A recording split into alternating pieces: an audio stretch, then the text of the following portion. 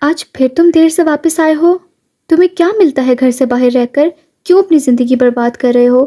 امی، میں نے آپ سے کہا ہے آپ مجھے تنگ مت کیا کریں، اور میں کوئی زندگی برباد نہیں کر رہا ہوں اپنی۔ برہان، ہماری زندگی اب بدل چکی ہے، تم وہ نہیں ہو جو پہلے تھے۔ ہم لوگ پہلے جیسے بھی رہتے تھے، اب ہمارے پاس کچھ بھی نہیں ہے۔ تم یہ بات کیوں نہیں سمجھ رہے ہو؟ اور تم بری صحبتوں میں جا کے بیٹھ گئے ہو، خود کو تم نے کیسا بنا لیا ہے۔ میں جانتا ہوں ہم وہ نہیں رہے، لیکن جنہوں نے ہمیں ایسا بنایا وہ آج عیش و آرام کی زندگی جی رہے ہیں، اور ہم سے انہوں نے سب کچھ چھین لیا۔ میں جو کر رہا ہوں ٹھیک کر رہا ہوں امی، میرے لیے پریشان ہونا چھوڑ دیں۔ وہ یہ کہہ کر وہاں نہیں رکا، بلکہ اپنے کمرے کی طرف بڑھ گیا۔ وہ نماز میں دعا کر رہی تھی، یا اللہ، آپ ہی کہتے ہیں جن پہ آزمائشیں آتی ہیں وہ اللہ کے پسندیدہ بندے ہوتے ہیں، تو کیا میں آپ کی پسندیدہ بندی نہیں ہوں؟ یا اللہ، صبر کے بعد اس کا پھل بھی ملتا ہے، میں صبر کر رہی ہوں تو مجھے اس کا پھل عطا فرما۔ اگر اب تمہاری بد دعائیں ختم ہو گئی ہوں جو ہمارے لیے ہیں تو محترمہ آگے گھر کے کام کر لو، کوئی نوکرانی نہیں رکھی ہوئی ہم نے جو گھر کے کام کرے گی۔ جلدی سے اس نے جائے نماز سمیٹی۔ جی تائی امی، میں آ رہی ہوں، گھر کی صفائی کر دو، آج فائزہ کو دیکھنے کے لیے کچھ لوگ آ رہے ہیں۔ وہ خوش ہو گئی۔ تائی امی، رشتے والے آ رہے ہیں؟ تمہیں بتانا ضروری نہیں ہے، جتنا کہا ہے اتنا ہی کیا کرو، زبان زیادہ نہ چلایا کرو۔ وہ چپ ہو گئی۔ فائزہ جیسے ہی واپس آئی، فائزہ آپی، آپ کو پتہ ہے آج ہمارے گھر مہمان آ رہے ہیں۔ کون سے مہمان؟ تائی امی کہہ رہی ہیں آپ کو دیکھنے کے لیے رشتے والے آ رہے ہیں۔ وہ بہت خوشی سے بتا رہی تھی۔ امی! فائزہ یہ کہتے ہوئے کمرے سے باہر نکلی۔ میں نے آپ سے کہا ہے میں بھی شادی نہیں کرنا چاہتی، آپ کو سمجھ نہیں آ رہا؟ میں یہ کہہ چکی ہوں، میں اب اس گھر میں نہیں رہ سکتی۔ 32 سال کی ہو گئی ہو، کچھ سالوں بعد تم بوڑھی دکھنے لگو گی، اور ماہم کی بھی شادی کی عمر ہو رہی ہے۔ تمہیں جلدی سے جلدی رخصت کروں اور یہ ذمہ داری سر سے اتاروں تو پھر اس کے لیے کچھ سوچوں گی۔ میں آپ پر بوجھ نہیں ہوں، میں اپنا سب خود کرتی ہوں اور آپ لوگوں کا بھی۔ اور آپ یہ چیز کیوں نہیں سمجھتی کہ بابا نہیں کر سکتے کام، وہ بستر سے ہل بھی نہیں سکتے۔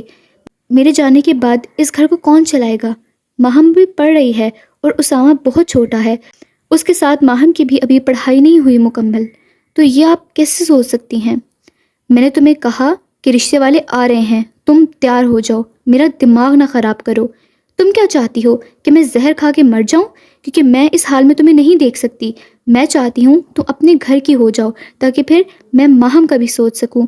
امی پر اس کی امی نے بات کاٹی۔ تمہیں سمجھ نہیں آ رہا؟ تمہارا باپ بھی یہی چاہتا ہے۔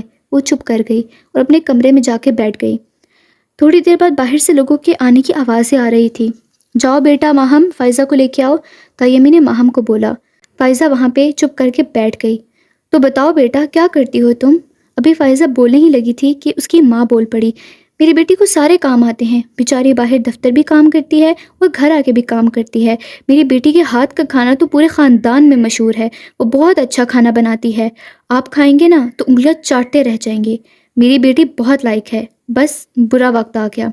اس کے باپ کو فالج کا اٹیک ہو گیا جس سے وہ بستر پہ جا لگے۔ گھر میں کوئی کمانے والا نہیں تھا، اسی لیے میری بچی نے اکیلے باہر جا کے کمانا شروع کر دیا۔ ویسے ہی ماہم ساری چیزیں لے کے آ گئی جو پریشا نے بنائی تھی۔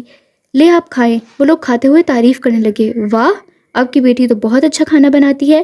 وہ ان کو کہہ رہے تھے تو تائی امی بول پڑی، میں نے آپ سے کہا تھا نا، آپ تعریف کیے بغیر نہیں رہ پائیں گے۔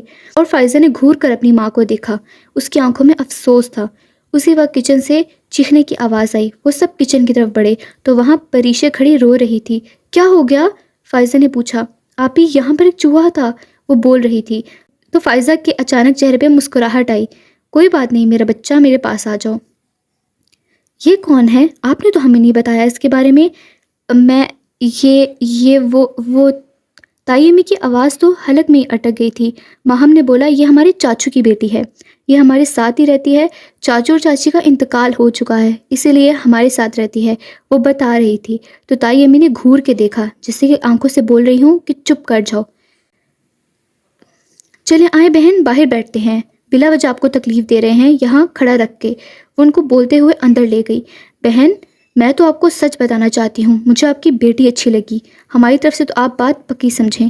تائی امی کے دل میں جیسے خوشی کے لڈو پھوٹ رہے تھے، اپنے جذبات قابو کر رہی تھی۔ میں کہنا چاہتی ہوں میرا بیٹا کام کے سلسلے میں دبئی جا رہا ہے، میں چاہ رہی تھی اس سے پہلے ہی نکاح کر دیں تاکہ فائزہ باقاعدہ طور پر ہماری ہو جائے۔ ताई अम्मी के दिल को तो बहुत खुशी हो रही थी कि अगर सामने वो ना होती तो उठ के नाचना शुरू कर देती। जी ठीक है, जैसा बेहतर समझें। तो इस महीने की 15 तारीख कैसी रहेगी? और जुम्मे का भी दिन है, इस मुबारक दिन में निकाह हो जाए तो कितना अच्छा होगा। लेकिन हमारे यहाँ निकाह से पहले कुछ रस्में की जाती हैं, तो वो हम निकाह से एक दिन पहले ही कर लेंगे। आप क्या कहती हैं? ताई अम्मी अपनी खुशी संभालते हुए बोली, जी बेहतर, जैसा आप बेहतर समझें। परीशे दीवार से छुपकर उनकी बातें सुन रही थी। जैसे ही रिश्ता पक्का हुआ, वो मिठाई लेके फायजा के कमरे में चली गई और अफसरदा होकर बोली, आपी, नीचे आपकी शादी की तारीख पक्की हो गई है, अब चली जाएंगी, फिर मेरा क्या होगा? मुझे तो यहाँ कोई पसंद नहीं करता सिवाय आपके, मैं कहाँ जाऊँगी? वो आंखों में आंसू का समंदर ले के बोल रही थी। मेरा बच्चा, मेरे पास आओ। फायजा ने उसे अपने पास बिठाया। उसका हाथ नरमी से पकड़ के बोली, कोई तुम्हारे लिए भी अल्लाह ने बनाया होगा। अल्लाह ने हर किसी के लिए कोई ना कोई बनाया है। जैसे कि हज़रत आदम अलैहिस्सलाम के लिए उन्होंने हज़रत बीबी हवा को बनाया, हज़रत अली के लिए उन्होंने हज़रत फातिमा को बनाया। अल्लाह ने हर किसी के लिए कोई ना कोई बनाया है। तो मेरी गुड़िया, इसके लिए भी तो अल्लाह ने कुछ ना कुछ तो बनाया होगा ना? वो अब मोहब्बत से उसे समझा रही थी। तो क्या वाकई आप ही अल्लाह ने मेरे लिए कोई बनाया है? हाँ मेरी गुड़िया, उसने यकीनन तुम्हारे लिए बहुत अच्छा हमसफ़र चुना होगा, क्योंकि वो अपने पसंदीदा बंदों को हमेशा अच्छा इंसान अता फरमाता है। सारी ज़िंदगी तो मैं तुम्हें तहफ़्फ़ुज़ नहीं दे सकती, मगर वो तुम्हें देगा।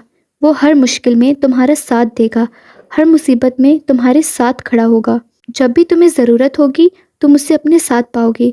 अल्लाह ने तुम्हारे लिए बहुत बेहतरीन हमसफ़र चुना होगा, मुझे अल्लाह पे यकीन है। फ़ायज़ा की बात सुन के जैसे परीशे को तसल्ली हुई, उसने अपनी आंखें साफ की और फ़ायज़ा को गले लगाकर मुबारकबाद दी।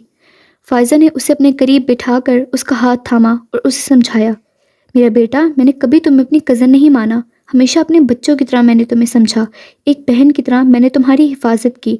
लेकिन मेरे जाने के बाद तुम्हें खुद अपनी हिफाजत करनी होगी। वो जैसे परीशे को समझाना चाह रही हूँ कि आगे की ज़िंदगी मुश्किल है, तुम्हें खुद आगे बढ़ना होगा, डर के पीछे नहीं हट सकती। परीशा ने फ़ायज़ा की तरफ देखा। तो क्या आप मुझे छोड़ के चली जाएंगी, जैसे मेरे बाबा और मम्मा छोड़ के चले गए? फ़ायज़ा का दिल तड़पा था। नहीं मेरा बच्चा, मैं हमेशा तुम्हारे साथ हूँ, मैं तुम्हें नहीं छोड़ के जाऊँगी, मगर आगे की ज़िंदगी तुमने खुद काटनी है। मुश्किलों से पीछे मत हटना।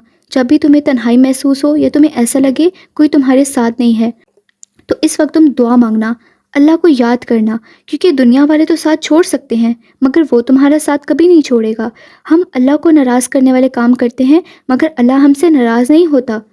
हम एक बार अल्लाह को दिल से पुकारते हैं, अल्लाह हमारे लिए 100 दरवाजे खोल देता है, क्योंकि वो रहीम है मेरा बच्चा।